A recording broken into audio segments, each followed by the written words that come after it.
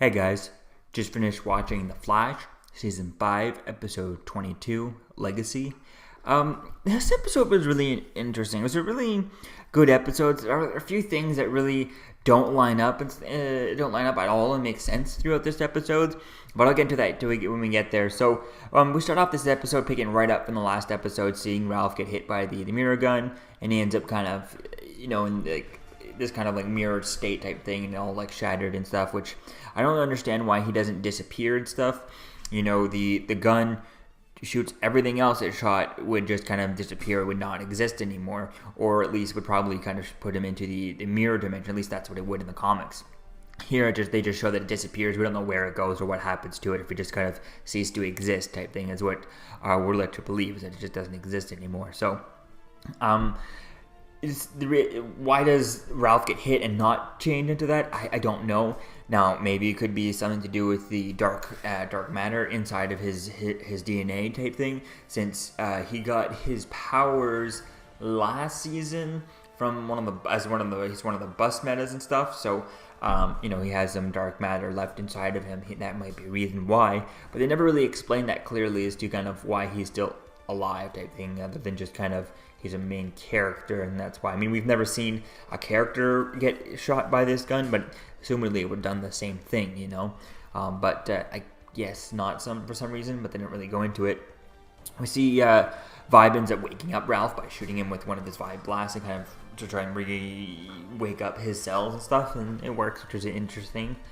We see that Cicada vanishes when the Cicada vanishes when the dagger is destroyed, and that was interesting. That was really cool. Okay, and then they reveal later on in the episode, way at the end of the episode, that Nora vanishes, and she vanishes slower, and then her book is still around at the end of the episode, and that does not make any goddamn sense to me.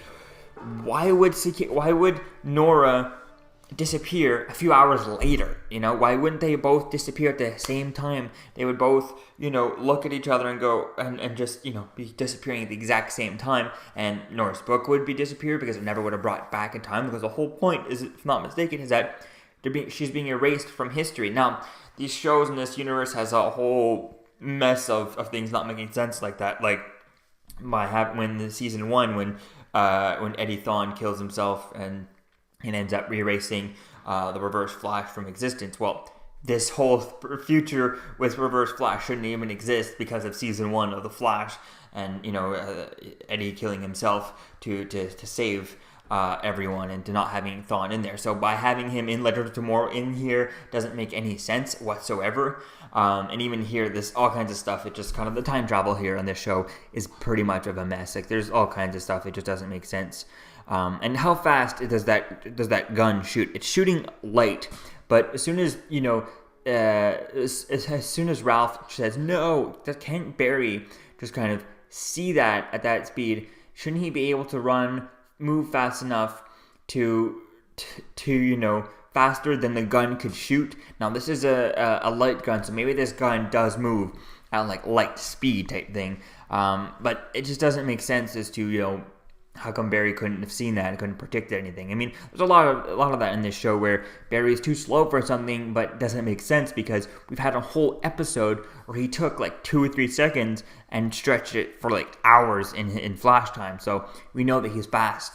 So it's too slow. It should not be a problem for Barry anymore, but it keeps being a problem. So yeah, the time travel stuff there doesn't make any sense there.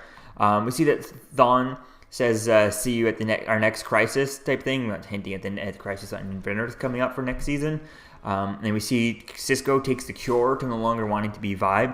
And he does it right in the same episode, right after telling his girlfriend, which made no sense. Why would he get rid of this cure? He doesn't want Vibe to be the whole thing. Okay, cool, just stop being Vibe, but wouldn't you want to have your powers so that, I don't know, you get into another situation where your life's at stake or someone else's life is at stake? You want to have them to be able to, protect yourself, protect your girlfriend and stuff. You're connected with the Star Labs. A lot of people know that you're, that you're involved with Star Labs or involved with the police department, and they might want to threaten you for any number of reasons. It's very easy to figure that one out. And a lot of people have figured out your connection to Cisco's connection to the Flash. So why the hell would he want to get rid of his powers like that? Yes, he can hang up the costume and, not go out and be a crime fighter, but he can still keep his powers. I mean, I just think that, I know there's been rumors a lot that Carlos Sevendez wants to leave the show and doesn't want to come back and stuff. Okay, cool. I don't like it, and I don't want to agree with it, and kind of I think he should just stick it out and just, I really do. I wish he wouldn't, but there's nothing we can do about that as fans. So what I would like to have seen, though, is just have him and his girlfriend, whatever her name is, Camilla type thing. Camilla.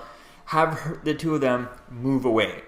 They move to a different city. They move to Bloodhaven or whatever. They move away, and then if he wants to come back, he can come back here and there for the big crossover if they really want him to have a big brain. Whatever he can do, whatever he can do, periodic episodes like that.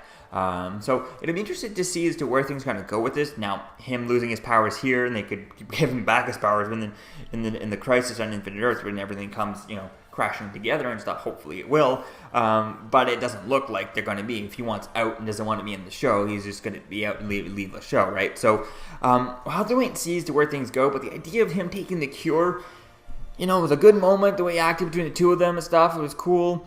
It was just kind of like, it just doesn't make sense as to why he would want to do that. He can just hang up the costume and not use his powers and move on, right?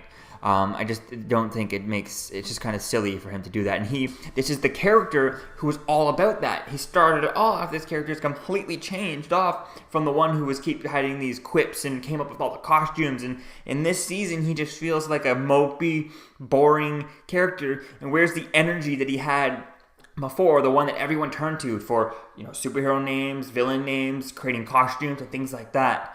And he no longer feels like that, and that's why it just doesn't make sense for him to want to leave and get rid of his powers, So that's just kind of silly there.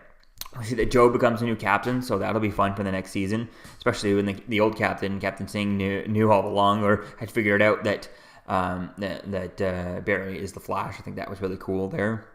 And then we see the article from 2024 changed to 2019, which is interesting. But I mean, that kind of gets me worried as to where they're going to go. Like, I really want this show to build up to 10 seasons, and it would be awesome to get to 10 seasons. So I don't know. I'm excited for the crossover next season, but it's like, it seems a bit like, imagine if we had built this up for 10 years type thing. But I think at this point it's time to get into that. Time to get into the Crisis on Infinite Earth, bring everything together, and they could kind of revamp all the shows by having everything come together. And I can't wait for that crossover. I think they announced that it's going to be a 5-hour crossover between Flash, Arrow, Supergirl, and Legend of Tomorrow, and Batwoman. I think that's going to be quite interesting. So definitely can't wait to see as to where things go with all this. Would have liked to have seen the Monitor in this episode, but we'll have to wait and see as to where things go in the next show, which will be with 2 more shows to finish, which will be Supergirl and Legend of Tomorrow. Both have an ending, so hopefully the two of them can set up a really big Crisis Infinite Earth storyline. I think it could be really cool to see that, because the way Arrow ended was really amazing to set that up here, and I think it's definitely going to be fun to tease it and all those other shows there. So can't wait to see as to where things go. So let me know what you think, guys, about this season in the comments below. What do you think of Flash Season 5? What do you think about the ending here? And I'll see you guys in the next video. Peace out.